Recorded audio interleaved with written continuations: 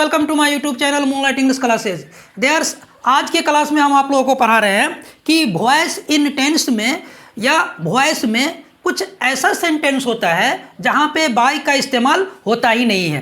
पिछले क्लास में हम जो पढ़ाए हुए थे कि वॉइस में बाय आना ही आना है, तो वो जो बाय प्लस डूअर जो हम जो समझाए हुए थे या बाय प्लस एजेंट जो हम जो समझाए हुए थे, तो वो जो समझाए हुए थे कि जो हम पढ़ाए हुए थे वॉइस इन टेंस और जितना हम पढ़ाए हुए थे उसी के अकॉर्डिंग था। आज जो हम जो आप लोगों को पढ़ा रहे हैं कि कुछ ऐसा सेंटेंस होता है वॉइस में, एक्टिव वॉइस में, जिसका पैसिव अगर हम बनाएंगे तो वहाँ पे बाय डूअर या बाय एजेंट या बाय प्लस ऑब्जेक्ट नहीं आएगा।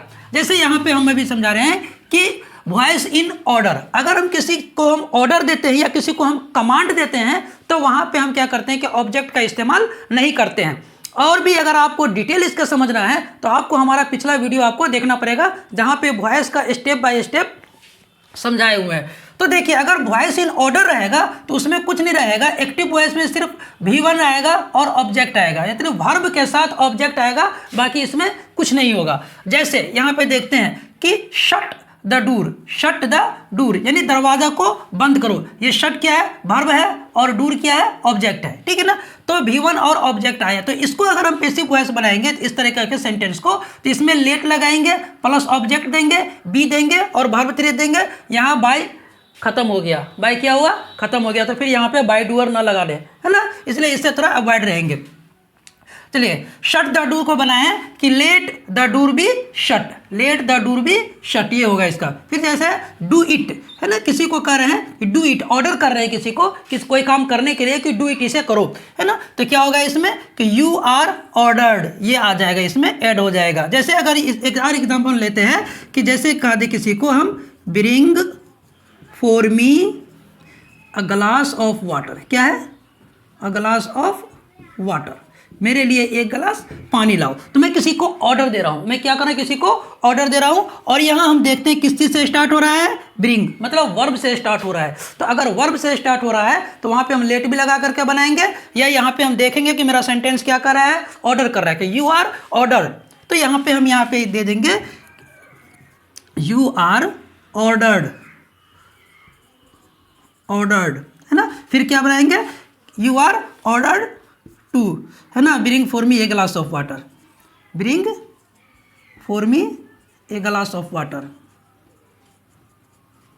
है ना। You are order to bring for me a glass of water, इस हिसाब से बनाएंगे। तो ये ऑर्डर वाले सेंटेंस है। अब देखते हैं कि वॉइस इन रिक्वेस्ट, कि वॉइस इन रिक्वेस्ट में हम जब आएगा, वॉइस इन रिक्वेस्ट आएगा, जैसे प्लीज लगा रहेगा, तो उसको हम कैसे बनाएंगे? वहां भी बाय प्लस डूअर नहीं आएगा। तो ये है अवॉइड बाय, है ना, जिसमें बाय का इस्तेमाल होता ही नहीं है। चलिए, अब क्या होता है वॉइस इन रिक्वेस्ट में? वॉइस इन रिक्वेस्ट में क्या होता है कि इसका जो एक्टिव वॉइस रिक्वेस्ट जैसे ही कहे तो प्लीज या काइंडली, सेंटेंस में क्या लगा रहेगा? प्लीज और काइंडली लगा रहेगा, प्लीज रहेगा या काइंडली लगा रहेगा, और इसके बाद V1 प्लस ऑब्जेक्ट रहेगा। जैसे वो इससे पहले हम अभी समझाएं कि डू इट, ये डू इट अगर कहते हैं तो ये इसको हम क्या करें? ऑर्डर कर रहे हैं किसी को, है ना, कि आपको ये, है ना, डू इट, इसे करो। अगर इसी में अगर हम पहले हम प्लीज लगा देते हैं तो ये सेंटेंस मेरा क्या बन जाता है? रिक्वेस्ट बन जाता है, मतलब किसी को हम क्या करते हैं? रिक्वेस्ट करते हैं, ठीक है।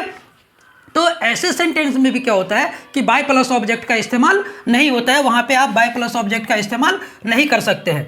तो प्लीज इसमें जब इसका पैसिव बनाएंगे तो ये इसमें हम यू आर रिक्वेस्टेड, जैसे वहां पे हम बनाए हुए थे यू आर ऑर्डर्ड टू का इस्तेमाल किए हुए थे, लेकिन यहाँ पे रिक्वेस्ट वाले में क्या करेंगे कि यू आर रिक्वेस्टेड टू का इस्तेमाल करेंगे। तो चलिए इसको बनाते हैं कि please do it, please do it. तो इसमें क्या बनाएंगे कि यू आर रिक्वेस्टेड टू, और डू इट अपने जगह पे रह जाएगा। तो इसमें रिक्वेस्टेड टू लगा करके बनाना पड़ेगा क्योंकि ये रिक्वेस्ट सेंटेंस है, ठीक है। काइंडली गो टू मधुबनी मोरो, काइंडली गो टू मधुबनी मोरो, मतलब किसी को हम रिक्वेस्ट कर रहे हैं मधुबनी कल जाने के लिए, ठीक है ना।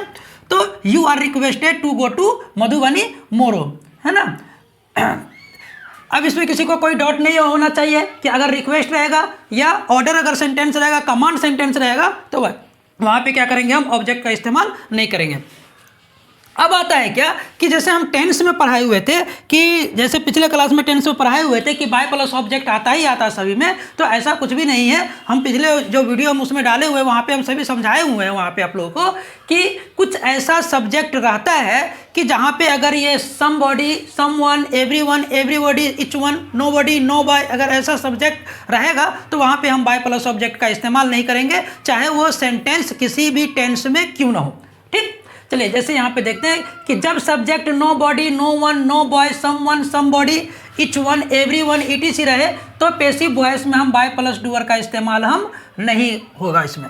जैसे somebody is writing the letters, somebody is writing the letters, यहाँ पे सम बॉडी आ गया। अब सम बॉडी जैसे ही आ गया तो क्या करेंगे हम, ऑब्जेक्ट को तो सब्जेक्ट बनाएंगे, तो the letters are being written, writing का क्या होगा, रिटेन। बाय सम बॉडी नहीं लगाएंगे, बाय समवन नहीं लगाएंगे, बाय इच वन नहीं लगाएंगे, बाय एवरीबॉडी नहीं लगाएंगे, क्योंकि ये ऐसा एक्सेप्शन होता है वॉइस के रूल में। ठीक है, अब आप लोगों को बिल्कुल क्लियर डॉट जो है ना, मतलब क्लियर हो गया होगा। उम्मीद है कि आप लोगों को ये पूरा मतलब वॉइस का जो है ना जितना भी था तो शॉर्ट नोट में हम आप लोगों को ये हम समझा दिए कि उम्मीद है कि आप लोगों को ये पूरा अच्छी तरीके से समझ में आ गया होगा। अगर किसी तरीके से प्रॉब्लम हो आप लोगों को या कोई चीज़ समझने में अगर दिक्कत हो तो आप लोग कमेंट सेक्शन में हमें कमेंट करके ज़रूर बतला दें।